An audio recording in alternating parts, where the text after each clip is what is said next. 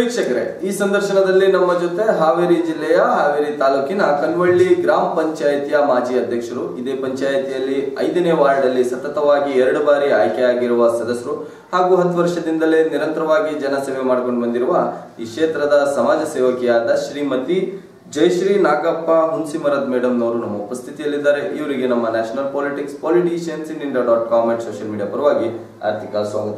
ನಮಸ್ಕಾರ sir. Madam, ತಮ್ಮ ಒಂದು ಕಿರು ಪರಿಚಯ ನಮ್ಮ ಒಂದು ವೀಕ್ಷಕರ ಮುಂದೆ ಕೊಡಿ. ಸರ್, ನಮ್ದು ಜಯಶ್ರೀ ನಾಗಪ್ಪ ಹುಣಸಿಮರದವ್ರು. ನಾವು ಕನ್ವಳ್ಳಿಯರು. ನಮ್ಮ ತಂದೆ ಹೆಸರು ಹೇಮಪ್ಪ ವನ್ನಪ್ಪ ಹೆಡ್ಚಿ. ಅವ್ರ ಮಗಳಾಗಿರ್ತೀನಿ ನಾನು. ನಮ್ಮನ್ನ ಕನ್ವಳ್ಳಿಗೆ ಕೊಟ್ಟಿರ್ತಾರೆ. ಕನ್ವಳ್ಳಿ ಗ್ರಾಮ ಪಂಚಾಯತಿ ಅಧ್ಯಕ್ಷರು ನಾವು. ಮಾಜಿ ಅಧ್ಯಕ್ಷರು ನಾವು. ಈ ಒಂದು ಸಮಾಜ ಸೇವೆ ಯಾವಾಗಿಂದ ಪ್ರಾರಂಭವಾಗಿದೆ? ನಾವು ನಮ್ದು 10 ವರ್ಷದಿಂದ ಇದೇರಿ. ಡೈರೆಕ್ಟ್ ಈ ಒಂದು ಚುನಾವಣೆಗೆ ಬಂದಿದ್ರಲ್ಲ, ಅವಾಗಿಂದನೇ ಸಮಾಜ ಸೇವೆಗೆ. ಈ ಒಂದು ಚುನಾವಣೆಗೆ ಸ್ಪರ್ಧಿಸಲು ತಮಗೆ ಪ್ರೇರಣೆ ಯಾರು? ಪ್ರೇರಣಿ ಅಂತಂದ್ರೆ ನಾವು ಇದು ರುದ್ರಪ್ಪ ಲಮಣಿ ಮತ್ತು ಕೊಟ್ರೇಶಣ್ಣರ ಹೌದು. ಆಮೇಲೆ ನಮಗೆ ನಮ್ಮ ಗ್ರಾಮದ ಜನರು ಮೇನ್. ನಮಗೆ ಖಂಡಿತ ನಮಗೆ ಕನ್ವಳ್ಳಿ ನಮ್ಮ ಗ್ರಾಮದ ನಮ್ಮ 5ನೇ ವಾರ್ಡ್ ಆಗಲಿ ನಮ್ಮ ಗ್ರಾಮ ಆಗಲಿ ನಮಗೆ ಅವರು ಪ್ರೋತ್ಸಾಹ ಕೊಟ್ಟಿದ್ದರಿಂದ ನಾನು ಇಲೆಕ್ಷನ್ಗೆ ಮನವಿಯನ್ನು ಕೊಟ್ಟಿದ್ದೀನಿ. ಖಂಡಿತ ಮೇಡಮ್. ಇವಾಗ 10 ವರ್ಷ ತಾವು ಒಂದು ವಾರ್ಡ್ ಅಲ್ಲಿ ಮೆಂಬರ್ ಆಗಿ ಅಧ್ಯಕ್ಷರಾಗಿ ತಾವು ಏನೇನು ಮುಖ್ಯ ಅಭಿವೃದ್ಧಿ ಕೆಲಸ ಕಾರ್ಯಗಳನ್ನು ಮಾಡಿದ್ದೀರಾ ಅಂತ ನಮ್ಮ ಒಂದು ವೀಕ್ಷಕರು. ನಾವು ರೋಡ್ ಕೆಲಸವನ್ನ ಮಾಡಿಸಿದೇವ್ರಿ. ಆಮೇಲೆ ಗ್ಯಾಸ್ ವಿತರಣೆ ಮಾಡಿದೇವ್ರಿ. ಆಮೇಲೆ ನಾವು ನೀರಿಂದ ತೊಂದ್ರೆ ಬಾಳ ಐತ್ರಿ. ನಾವು 2018-2020ರಲ್ಲಿ ನಮಗೆ ಪಳ್ಳೆ ಹಚ್ಚಿ ನೀರು ತರಂತ ಸಂದರ್ಭ ಇತ್ತು. ಆ ಸಂದರ್ಭದೊಳಗೆ ನಾವು ಇದು ಗಾಡಿ ಮುಖಾಂತರ ನಾವು ನೀರು ತಂದು ಕೊಟ್ಟಿವಿ. ಮೇಡಮ್, ರಸ್ತೆ ಮತ್ತು ಚರಂಡಿಗಳು ಎಷ್ಟು ಮಾಡಿಸಿದ್ರೆ ನಿಮ್ಮ ಪಂಚಾಯತಿಗೆ? ನಾವು ಸುಮಾರು ಮಾಡಿಸೇವ್ರಿ ಸರ್. ಸುಮಾರು ಒಂದು 15 ನಂತರ ಮಾಡಿಸಿದೇವಿ. ನಾವು ಪರಮೇಶ್ವರ ಗುಡಿ, ದ್ಯಾಮವ್ವನ ಗುಡಿಯಿಂದ ಪರಮೇಶ್ವರ ಗುಡಿ ಮಠನ ರೋಡನ್ನು ಮಾಡಿಸೇವ್ರಿ. ಆಮೇಲೆ ಇಲ್ಲಿ ಬಾಲಮ್ಮನವರು ಹೊಲದಿಂದ ಅಂತಂದ್ರೆ ಇಲ್ಲಿ ಮ್ಯಾಲ್ಗೆರೆಗೆ ಅಂದ್ರೆ 2 ಓಣಿ ಅಂತೂ ಮಾಡಿಸೇವ್ರಿ ನಾವು. ಆಮೇಲೆ ಇಲ್ಲಿ ಚರಂಡಿನೂ ಕೂಡ ನಾವು ಸಂತಿ ರೋಡ್ನಲ್ಲಿ ಮಾಡಿಸಿದೀವ್ರಿ.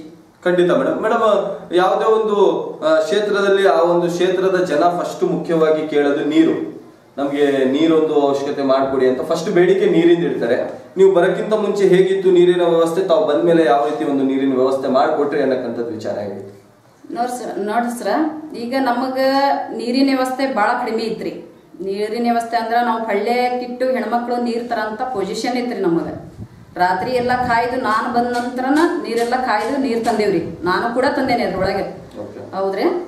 ಆ ನಂತರ ನಾವು ಪಳ್ಳೆ ಕಿಟ್ಟು ನೀರ್ ತರ ಮುಂದೆ ಟ್ಯಾಂಕರ್ ಮುಖಾಂತರ ನೀರನ್ನ ನಾವು ಕನ್ವಳ್ಳಿ ಗ್ರಾಮದಲ್ಲಿ ಕೊಟ್ಟೇವಿ. 5ನೇ ವಾರ್ಡ್ನಲ್ಲಿ ತಂದು ನೀರನ್ನ ಕುಡಿದೇವಿ.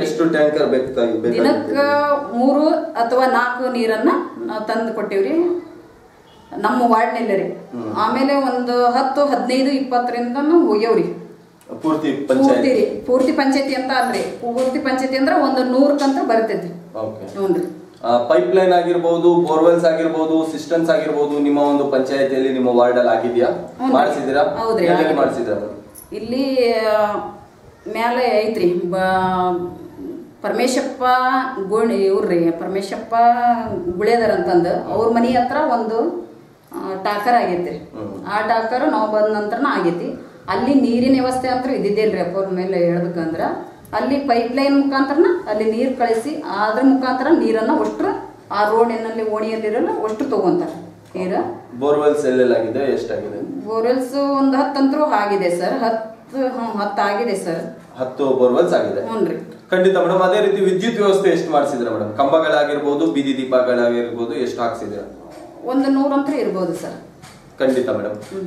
ಅದೇ ರೀತಿ ಯಾವುದೋ ಒಂದು ಪಂಚಾಯತಿ ಅಭಿವೃದ್ಧಿ ಆಗ್ಬೇಕಂದ್ರೆ ಆ ಪಂಚಾಯತಿಯ ಶಿಕ್ಷಣ ಮತ್ತು ಶಾಲೆಗಳು ಅತಿ ಮುಖ್ಯ ಪಾತ್ರ ವಹಿಸುತ್ತೆ.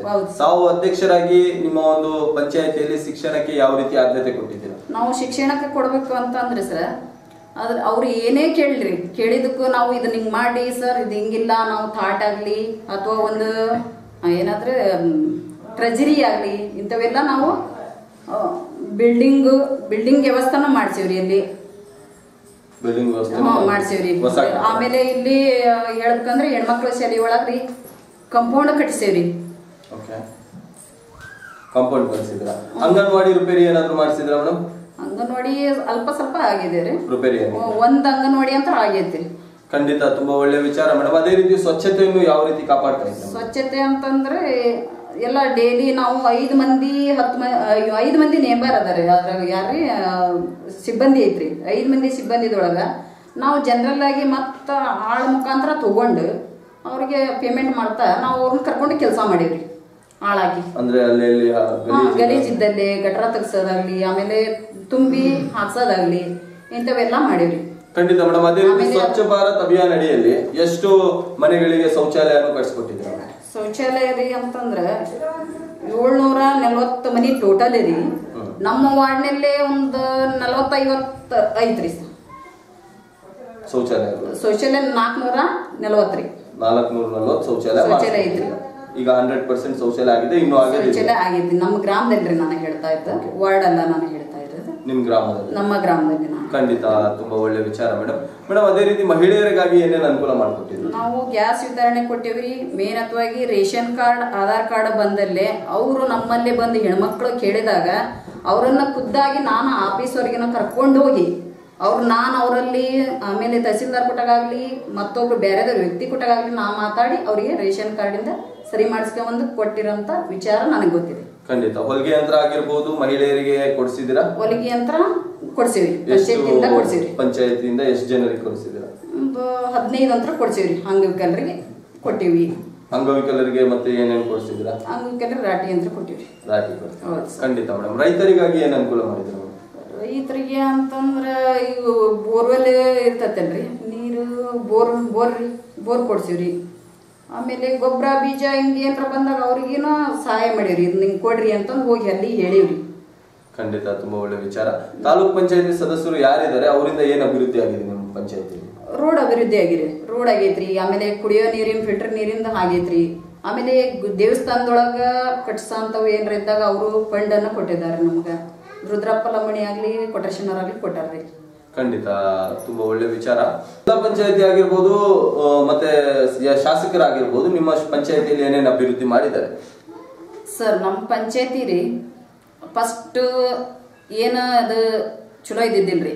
ಪಂಚಾಯತಿ ಒಳಗ ನಾವು ಕುತ್ಕೊಂಡ್ರು ಕೂಡ ನೀರು ಬೀಳೋ ಅಂತ ಸಂದರ್ಭ ಇತ್ರಿ. ಮೇಲೆ ನೀರೆಲ್ಲ ಸೋರ್ತಿತ್ತು. ಆಮೇಲೆ ಸರಿ ಕಟ್ವಾಡ ಸರಿ ಇದ್ದಿದ್ದಿಲ್ರಿ. ಗಾಡಿ ಎಲ್ಲ ಬಿರುಕು ಹಿಂಗೆಲ್ಲ ಬಿಟ್ಟಿದ್ವಿ ರೀ. ಅವೆಲ್ಲ ಹೇಳ್ಬೇಕು ಅಂತಂದ್ರೆ ಅವಾಗ ನಾವು ಪಂಚಾಯತಿ ಕಟ್ಟಿಸ್ಬೇಕು ಅನ್ನೋದು ಒಂದು ವಿಚಾರ ನಮ್ಮಲ್ಲಿ ಬಂದಾಗ ಆ ವಿಚಾರಗಳನ್ನ ನಾವು ಕೊಟ್ರೇಶಣ್ಣ ಬಸವಣ್ಣಿ ಅವ್ರಿಗೆ, ರುದ್ರಪ್ಪ ಲಮಣಿ ಅವ್ರಿಗೆ ನಾವು ಮನವಿಯನ್ನು ಕೊಟ್ಟಾಗ ಆ ಮನವಿಗೆ ನಮ್ಮನ್ನೆಲ್ಲರನ್ನೂ ಸ್ಪಂದಿಸಿ ಅವರು ನಮಗೆ 15 ಲಕ್ಷ ರೂಪಾಯಿಯನ್ನ ಕಟ್ವಾಡಕ್ಕೆ ಕೊಟ್ಟರು. ಅವ್ರು ಬಂದು ಕೊಟ್ಟು ಉದ್ಘಾಟನೆ ಮಾಡಿದ ನಂತರ ನಾವು ಮುಂದೆ ಹೋಗೇವ್ರಿ. ಆಮೇಲೆ 15 ಲಕ್ಷ ನಾವು ನಮ್ಮ ಪಂಚಾಯತಿಯಿಂದ ಹಾಕಿವ್ರಿ. ಟೋಟಲ್ 30 ಲಕ್ಷ ಪಂಚಾಯತಿ ಕಟ್ಟಡ ಮಾಡಿವ್ರಿ. ಖಂಡಿತ. ಬೇರೆ ಏನು ಅಭಿವೃದ್ಧಿ ಮಾಡಿದ್ದಾರೆ? ಬೇರೆ ರೋಡ್ ಮಾಡ್ಸ್ಯಾರ್ರಿ. ಆಮೇಲೆ ಕುಡಿಯೋ ನೀರಿನ ಘಟಕ ಮಾಡ್ಸ್ಯಾರ. ಆಮೇಲೆ 100 ಕೆಲಸ ಅಂತ ಮಾಡ್ಸ್ಯಾರಿ. ಮನಿ ಎಲ್ಲ ಇದು ಮಾಡ್ಯಾರ್ರಿ, ಇವ್ರು ಕೊಟ್ಟಾರ. ನೀವು ನಿಮ್ಮ ಪಂಚಾಯತಿ ಮುಖಾಂತರ ಎಷ್ಟು ಜನರಿಗೆ ಮನೆಗಳನ್ನು ಕೊಡಿಸಿದ್ರ? ಮತ್ತೆ ನಿಮ್ಮ ವಾರ್ಡ್ ಅಲ್ಲಿ ನೀವು ಎಷ್ಟು ಕೊಟ್ಟಿದ್ದೀರಾ? ನಾವು ಮನಿ ಅಂತಂದ್ರ ಒಂದು 40 ಮನಿ ಅಂತ ಕೊಟ್ಟೇವ್ರಿ ಸರ್. ಪೂರ್ತಿ ಪಂಚಾಯತಿ? ಪೂರ್ತ ಪಂಚಾಯತಿ ರೀ. ಅಂದ್ರೆ ಪೂರ ಪಂಚಾಯತಿಯಿಂದ ಕೊಟ್ಟಿಲ್ರಿ, ನಾವು ವಾರ್ಡಿಂದ 40 ಕೊಟ್ಟಿವ್ರಿ. ಆಮೇಲೆ ಪಂಚಾಯತಿಯಿಂದ ಅಂದ್ರೆ 740 ಕೊಟ್ಟಿವ್ರಿ. ಟೋಟಲ್ 740 ಕೊಟ್ಟಿವ್ರಿ. ಖಂಡಿತ ತುಂಬಾ ಒಳ್ಳೆ ವಿಚಾರ ಮೇಡಮ್.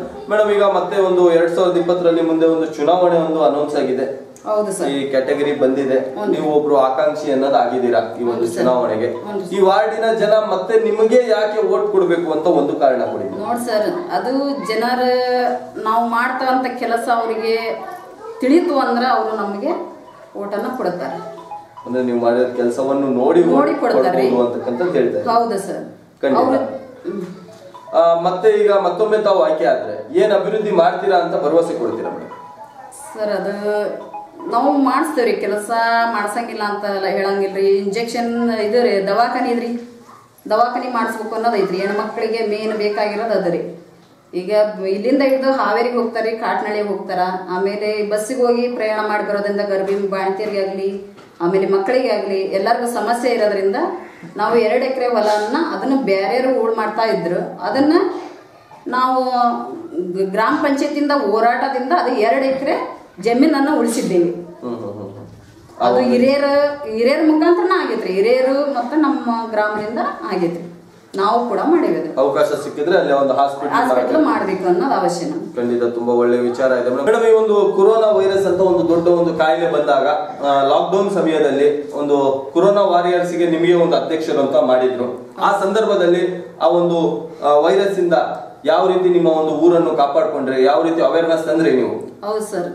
ಈಗ ನಾವು ಅವ್ರಿಗೆ ಮನೆಗೆ ಹೋಗಿ ಮನೆಯಿಂದ ಹೊರಗೆ ಬರಬೇಡ್ರಿ, ಅಂಗಡಿ ಬಾಗಿಲು ಎಲ್ಲ ಮುಚ್ಚ್ರಿ ಅಂತಂದು ಹೇಳಿ ಕೂಡ ಅವ್ರ ಮನೆಗೆ ಹೋಗಿ ಓಣಿ ಎಲ್ಲ ಅಡ್ಡಾಡ್ಕೊಂಡು ನಾವು ಅವ್ರನ್ನ ಬಂಧಿಸಿ ಬಾಗಿಲನ್ನ ಮುಚ್ಚಿಸಿವ್ರಿ. ಆಮೇಲೆ ರೇಷನ್ ಕೊಟ್ಟೇವ್ರಿ. ರೇಷನ್ ಆ ಸಂದರ್ಭದೊಳಗ ರೇಷನ್ ಕೊಟ್ಟೇವ್ರಿ. ನಾವು ಮಾಸ್ಕ್ ಕೊಟ್ಟೇವ್ರಿ. ಪಂಚಾಯತಿಂದ ಮಾಸ್ಕ್ ಕೊಟ್ಟೇವ್ರಿ. ಮಾಸ್ಕ್ ಮತ್ತ ಇದು ರೀ ಏನ್ರಿ ರೇಷನ್ ಕೊಟ್ಟೇವ್ರಿ.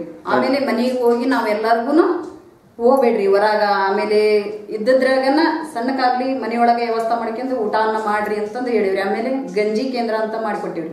ಅದನ್ನ ಪಂಚಾಯತಿಂದನ ನಾವು ಗಂಜಿ ಕೇಂದ್ರಕ್ಕೆ ಅಮೌಂಟ್ ಅನ್ನ ಕೊಟ್ಟಿವ್ರಿ. ಜನ ಸ್ಪಂದಿಸ್ಯಾರ್ರಿ. ಖಂಡಿತ ಮೇಡಮ್, ತುಂಬಾ ಒಳ್ಳೆ ವಿಚಾರ. ಮೇಡಮ್, ಕೊನೆಯಾಗಿ ನಿಮ್ಮ ಪಂಚಾಯತಿಯ ನಿಮ್ಮ ವಾರ್ಡಿನ ಮತದಾರರಿಗೆ ಈ ಒಂದು ಚುನಾವಣೆ ವಿಚಾರವಾಗಿ ನಮ್ಮ ಮೀಡಿಯಾ ಮುಖಾಂತರ ಏನ್ ಹೇಳಕ್ ಇಷ್ಟಪಡ್ತೀವಿ? ಜನರಿಗೆ ಹೇಳೋದು ಒಂದೇ ರೀ, ಅವ್ರ ಪರವಾಗಿ ಯಾರು ಕೆಲಸ ಮಾಡಿಕೊಡ್ತಾರ ಅವ್ರ ಪರವಾಗಿ ವೋಟ್ ಹಾಕ್ಲಿ ಅಂತ ನನ್ನ ಅನಿಸಿಕೆ ರೀ. ಖಂಡಿತ ತಮ್ಮ ವಿಚಾರಗಳನ್ನು ನಮ್ಮ ಮತ್ತೆ ನಮ್ಮ ವೀಕ್ಷಕರ ಮುಂದೆ ಹಂಚಿಕೊಂಡಿದ್ದಕ್ಕೆ ನಮ್ಮ ಸೋಷಿಯಲ್ ಮೀಡಿಯಾ ಪರವಾಗಿ ತಮಗೆ ಧನ್ಯವಾದಗಳು.